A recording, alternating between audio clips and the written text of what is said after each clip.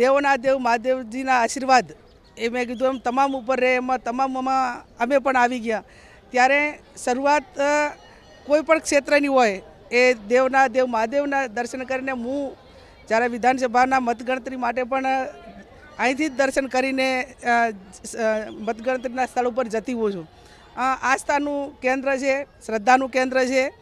એટલે ચૂંટણી એક લોકશાહીનો ભાગ છે અને લોકશાહીના ભાગરૂપે જે પાર્ટી અને જિલ્લાના લોકો જે કંઈ ઈચ્છા વ્યક્ત કરે, કાર્યકરો એની જે કંઈ વાત છે એ મૂકે અને મોવડી મંડળ જે કાંઈ નિર્ણય લેશે કે બેન તમારે ચૂંટણી લડવાની છે તો મહાદેવજીના આશીર્વાદથી અને જનતાના આશીર્વાદથી 100% ચૂંટણી લડીશું. પરિવર્તન એ સંસારનો નિયમ છે.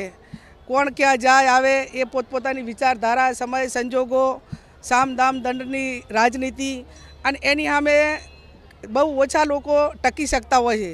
સંઘર્ષ કરવો, સાહસ અને જે કંઈ પડકારો છે એ પડકારો ઝીલવાવાળાની સંખ્યા દિન પ્રતિદિન ઘટતી જાય છે અને એ પૈકીનો મુકાબલો ન કરવાવાળા લોકો કદાચ જતા હોય તો એ પક્ષ હોય, કોઈ પણ પક્ષ હોય કે કોઈ પણ રાજકીય આગેવાન હોય તો એ પક્ષથી ઉજળો નથી, લોકોથી ઉજળા હોય છે અને એ પક્ષના નામે આપણે ઘણું બધું ભોગવ્યું હોય અને ખરાબ પરિસ્થિતિની અંદર જ્યારે આ સ્થિતિનું નિર્માણ કરતા હોય ત્યારે એ લોકો ઉપર એની જે કાંઈ પ્રેરણા લેવાને બદલે આડઅસર પડતી હોય છે અને લોકો એને લોકશાહીના એક પતનના જવાબદાર ભાગીદાર તરીકે ગણતા હોય છે.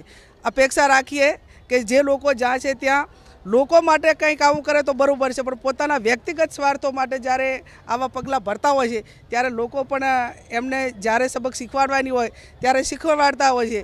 અને ભારતીય જનતા પાર્ટીનો ભરતી મેળો એ એમ માને છે કે પંચાયતથી પાર્લામેન્ટ સુધી સત્તા અમારી છે, તો શા માટે આજે પણ કોંગ્રેસને વિવિધ પક્ષો એના સિવાય એ લોકો નથી વહીવટ કરી શકતા કે નથી ઉમેદવારોને લડાવી શકતા.